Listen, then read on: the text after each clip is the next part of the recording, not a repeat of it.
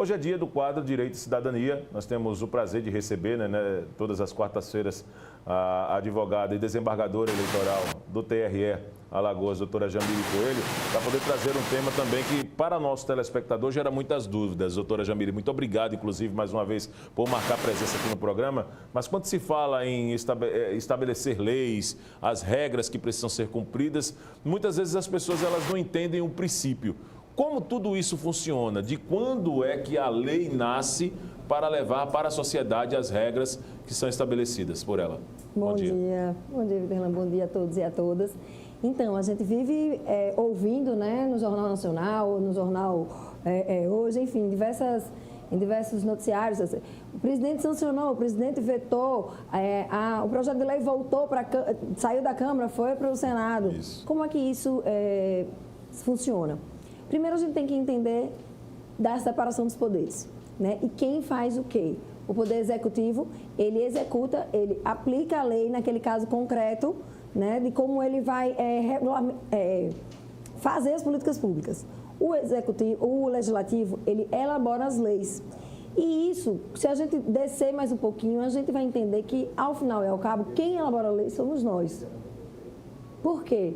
Porque nós escolhemos quem vai falar, quem vai votar pela gente. Então, o princípio de tudo passa por nós, eleitores, não é isso? Exatamente. Então, assim, quando você tem raiva de uma lei, ou que você não quer cumprir aquela lei, lembre-se que é uma parte de você, que foi uma parte de você que votou naquela lei. Sim. Porque quando o ano passado, a gente elegeu vereadores. Sim. Ano que vem, nós elegeremos deputados federais, deputados estaduais e senadores. Isso. E são essas pessoas quem apresentam projetos de lei e aprovam ou desaprovam. Como é que isso se dá? O projeto de lei ele tem 4 fases. Ele é recebido na Secretaria-Geral, e aí vou falar sempre no Congresso Nacional, porque isso se repete na Câmara dos Deputados, na Assembleia Legislativa e na Câmara de Vereadores.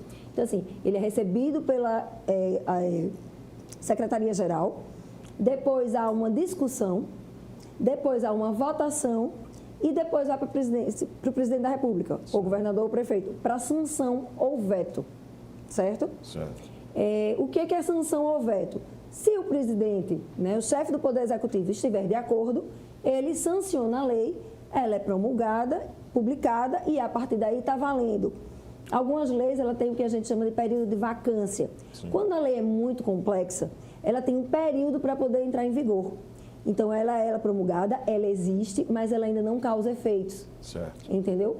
Por exemplo, se eu tenho uma lei tributária, ela tem que ter uma vacância mínima, certo? O Código de Processo Civil, ou o Código Civil mesmo, quando ele entrou, ele teve uma vacância de quase de 1 ano.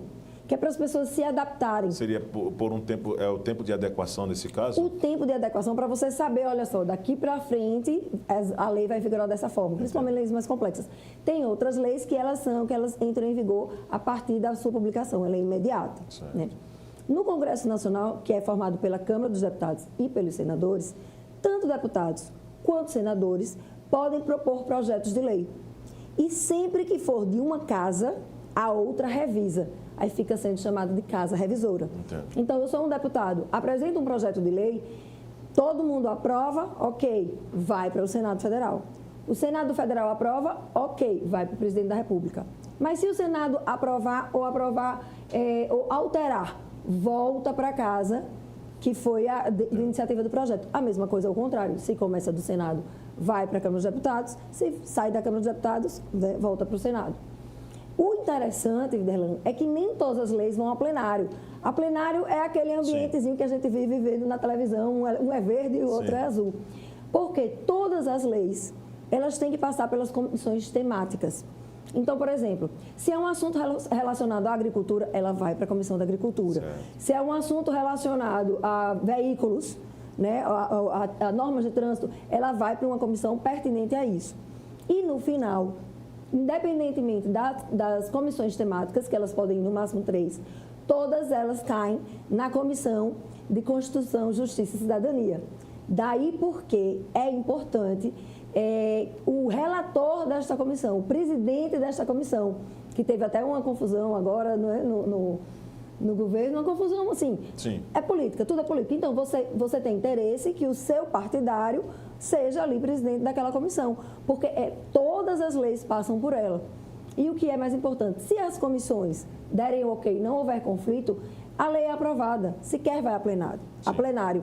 Quando há conflito, aí sim vai a plenário. Então, assim, não são todas as leis que vão a plenário, mas todas as leis têm pelo menos representantes que estudam, né? Certo. E em relação à Comissão de Constituição, é porque nenhuma lei pode ser inconstitucional. A gente até conversou sobre isso. Claro. Ou seja, todas as leis ela tem que ter observância na nossa Carta Magna, no nosso documento maior. Sim. E, além disso, para se aprovar uma lei, você precisa de quórum. Ou seja, um número mínimo de participantes. Mínima, né? Exatamente, uma quantidade mínima. Nas leis ordinárias, que são leis que a gente chama comuns, ordinária que não está no sentido de não ser boa, né? São leis mais simples, de assuntos menos complexos, você precisa de uma maioria simples. Então, você tem 513 deputados. Você precisa que o quórum seja da metade, certo? A metade mais um, né? A maioria simples. E dentro dela, essa maioria aprove. Quando é uma lei complementar, por exemplo, um Código de Processo Civil e um Código de Processo Penal, existem determinadas matérias que exigem leis complementares, que o processo dela é um pouco mais difícil de se aprovar e de se alterar. Você precisa de maioria qualificada, entendeu? Então, você precisa que a maioria esteja e que a maioria do total dos 513 esteja lá e você consiga aprovar essa lei, certo?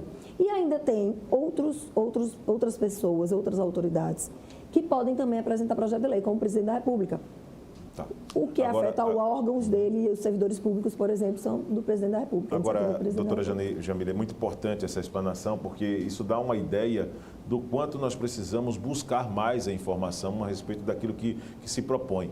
Nós, às vezes, até acompanhamos algumas corridas, né? Tivemos ano passado eleições para ocupar o posto de vereador e alguns até falando, vou criar uma lei, você pode, o caminho é bem mais complexo para que um vereador tenha um poder, por exemplo, de criar uma lei. Ele pode ter uma ideia, pode até desenhar um projeto, mas apresentar esse projeto para, no futuro, isso, claro, dependendo das instâncias, ser aprovado. Mas ele, pessoa, ele não tem esse poder sozinho de criar uma lei, não é isso, doutor? Não, de forma alguma, até porque ali é um órgão colegiado. E o que eu acho mais interessante, Videla, é que a gente lembre sempre que, no final, quem está apresentando o projeto de lei somos nós. Sim. Então, nós escolhemos representantes, nós escolhemos os integrantes da Câmara, né, de Deputados, da Câmara de Vereadores, das Assembleias Legislativas. Então, aquilo ali é um perfil, é um reflexo da sociedade. Tem muita gente que se assusta quando a gente fala isso. Sim, claro. Mas é verdade. Se eu coloco um parlamentar, né, um político que se coaduna com os meus interesses, ok. E aí eu estou falando de interesses legítimos, tá? Do que eu penso que é melhor para a cidade. Ok. E ele não vai fazer isso sozinho. Certo. E é por isso que também há toda uma discussão assim, se tem a maioria, se não tem a maioria, porque muitas vezes o Executivo não consegue governar se ele não tem a maioria. Entendo. Né? Porque ele não consegue passar os projetos de lei de interesse do Poder Executivo. Sim. Então, reformas tributárias, reformas administrativas, reformas previdenciárias, enfim, isso tudo que a gente tem visto, ele precisa do apoio do Congresso. Né? Sozinho, eles não vão fazer. Entendo. O parlamentar sozinho. Ele precisa apresentar o projeto, aquilo ali ser discutido numa comissão e ele ter a aprovação da maioria. E ainda não ser vetada pelo presidente ou pelo chefe do Poder Executivo. Porque se veta, pode voltar para a Câmara dos Deputados e a Câmara dos Deputados derrubar o veto.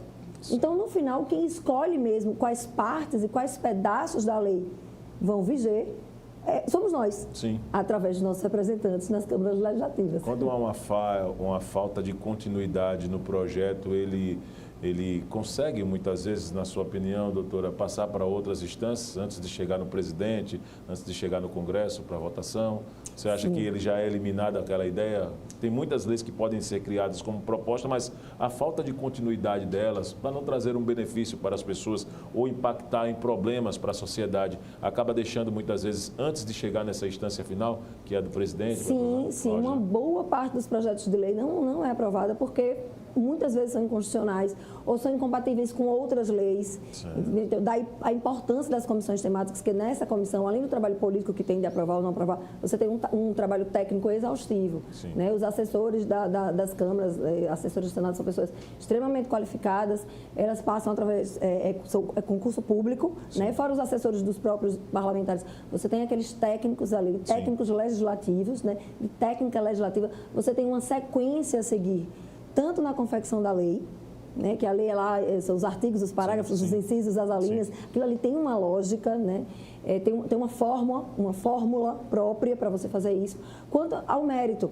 E o mérito ele é sempre analisado nessas comissões, que tem tanto os políticos quanto a parte de assessoria técnica, para aquilo ali não ser incompatível. Né? Eu tô aqui mexendo nessa lei, mas ela vai refletir em diversas outras leis. Entendo. E o sistema de lei, ele é literalmente um sistema. É como o nosso corpo. Sim.